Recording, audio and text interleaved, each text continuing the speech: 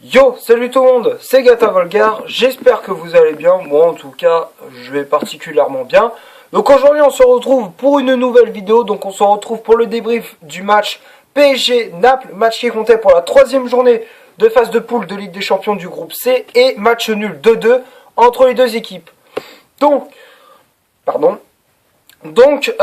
moi, globalement, ça a été un match où on n'a pas été à la hauteur. Sincèrement, je vais peut-être pousser un coup de gueule, mais pour moi, ça a été un match où on n'a pas été à la hauteur. Franchement, Naples, ils nous avaient dominé de la tête aux pieds. Alors, quand on voit les statistiques du match, tu te dis, Paris, ils ont dominé. Paris, ils ont défoncé Naples. Non, quand tu vois le niveau de jeu qu'ils ont fait, mais c'était Naples qui était au-dessus de nous. On était à la ramasse, nous. Franchement, on a été nuls. On a été à la ramasse, quoi. Là, franchement, j'ai l'impression qu'en Ligue des Champions, j'ai l'impression qu'on n'est pas en train de voir le PSG. Le même PSG contre Amiens, on gagne 5-0. Je me dis, ouais, c'est cool. Mais bon, ça va être de la poudre aux yeux quand on affronte Naples. Et effectivement, c'était de la poudre aux yeux. On nous a fait croire qu'on était une superbe équipe et tout, alors qu'en fait, en Ligue des Champions, on fait que de la merde. Encore une fois, je vais faire du poste par poste en composition d'équipe, quoi. Donc, la composition d'équipe que Thomas Tuchel a alignée pour ce PSG Naples, c'était un 4-2-3-1 avec Areola dans les buts, Marquinhos et Kimpembe en défense centrale. Pour moi, Marquinhos et Kimpembe, ce n'est plus possible. Marquinhos en championnat, ça va, mais en Ligue des Champions, ce n'est plus possible. Kimpembe, pareil. Même en équipe de France, Kimpembe, il fait n'importe quoi. Lors des matchs contre l'Islande et contre l'Allemagne, il a fait n'importe quoi. Et là, même encore là, contre Paris, contre Naples, pardon, avec le PSG, il a fait encore une fois n'importe quoi. Meunier, ça allait, il a fait un match plutôt correct. Bernat, quoi, c'est pareil, quoi. Il peut faire des bons matchs, des fois il peut te faire des bons matchs, des fois il fait des matchs catastrophiques. Vous vous souvenez lors du match Liverpool PSG, la première journée, il a fait n'importe quoi. Tout comme en championnat contre Rennes, il a fait n'importe quoi sur le terrain. Voilà quoi. Après le milieu, c'était c'était Verratti et Rabiot devant la défense. Neymar en numéro 10, Mbappé milieu latéral droit, Di Maria milieu latéral gauche et en pointe de l'attaque, c'était Edinson Cavani. Donc globalement, ça a été alors quand tu vois la composition d'équipe, c'est vrai qu'il manque un petit quelque chose. Il manque un leader, un capitaine, Thiago Silva. C'est vrai que à Paris, quand on n'a pas Thiago Silva, je veux dire, le PSG, ils sont paumés. C'est vrai parce que quand tu regardes, alors il y en a ils disent oui, mais quand par exemple Thiago Silva n'est pas là, c'est Marquinhos. Mais je suis désolé, Marquinhos, attends, il a fait quoi hier? Il a fait n'importe quoi sur le terrain. Il est passé à côté de son match.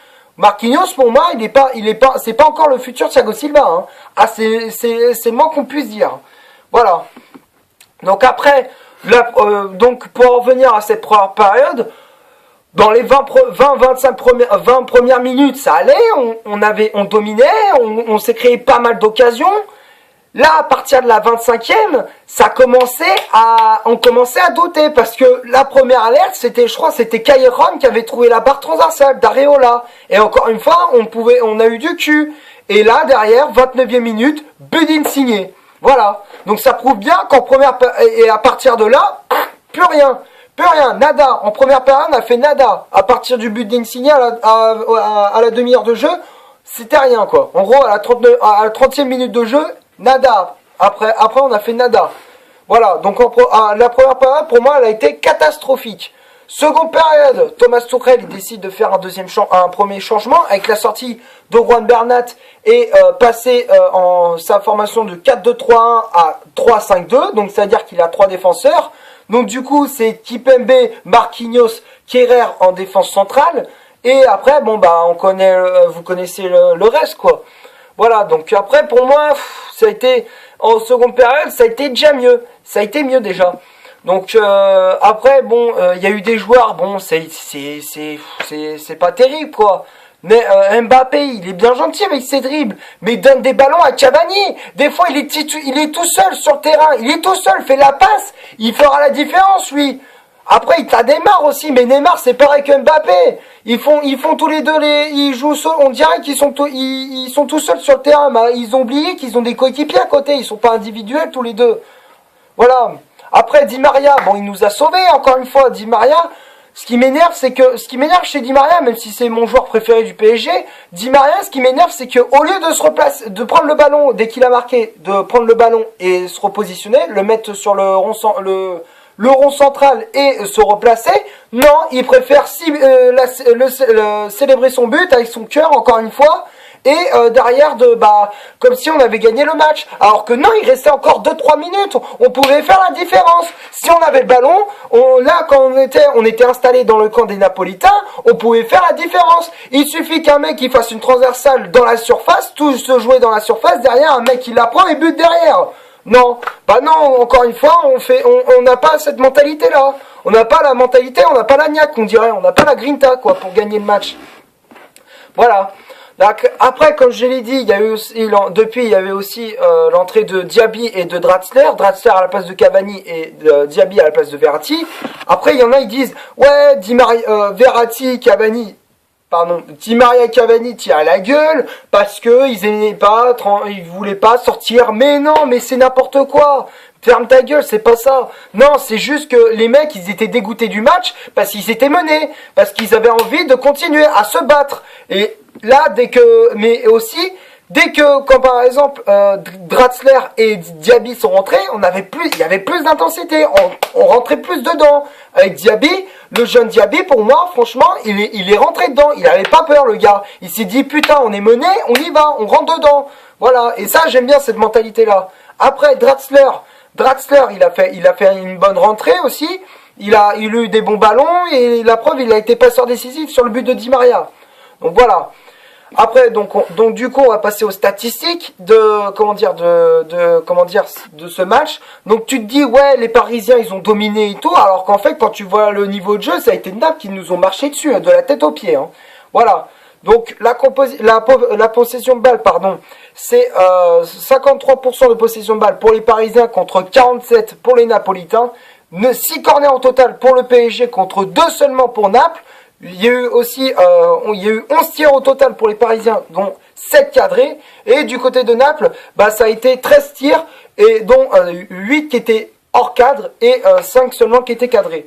Sur les hors-jeux, il y a eu 4 hors-jeux pour les Parisiens, seulement 3 pour Naples. Et les fautes commises, 10 pour les Parisiens contre 14 pour Naples. Voilà. Donc pour moi, encore une fois, on a été trop gentils. Et ce qui m'énerve, c'est que ça fait déjà 2 ans. Depuis la remontada, ça nous a cassé en deux. Pour moi, mon idéologie, mon idée, c'est c'est que mon opinion, je veux dire, c'est que Paris, depuis la remontada, on avait infligé 4-0 au Barça à l'aller, depuis qu'on s'est fait défoncer le cul 6-1 face au Barça. J'ai l'impression qu'on n'est plus le même PSG. Alors alors que l'année d'après on se disait ouais ça y est, on a Neymar, on va tout déchirer, on a Mbappé aussi. Là c'est bon, on va gagner avec des champions. Nul, zéro, nada. On perd le match au Bernabéu contre le Real, 3-1 à l'aller, et derrière on n'avait pas la niaque, on n'avait pas d'envie pour gagner le match au retour. Donc c'est vrai qu'on s'est fait encore une fois éliminer en 8e.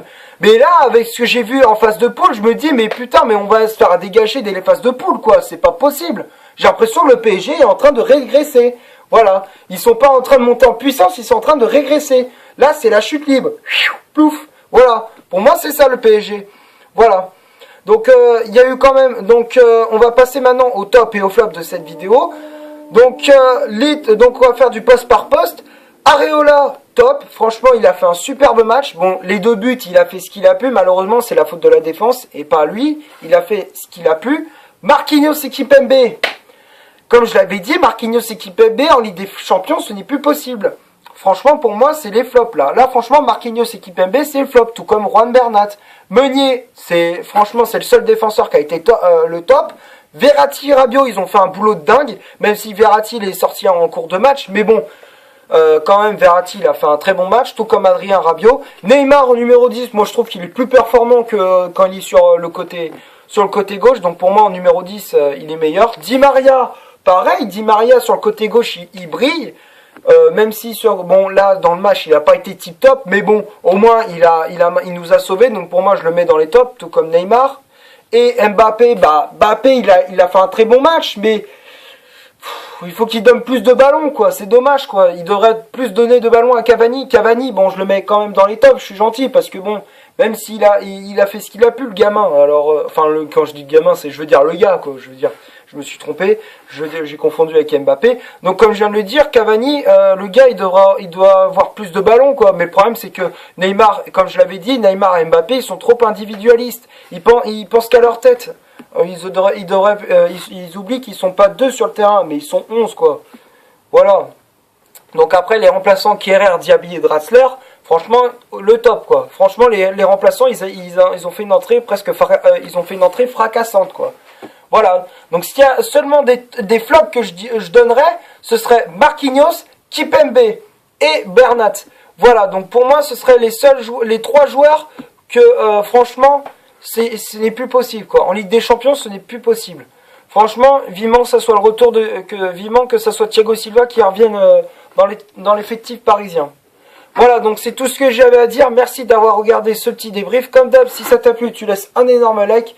Tu cliques sur le maillot de Di Maria, sur le numéro 11 pour t'abonner. Tu cliques ici pour voir une autre vidéo si tu souhaites. Et moi, je te dis à la prochaine pour un prochain débrief. Salut!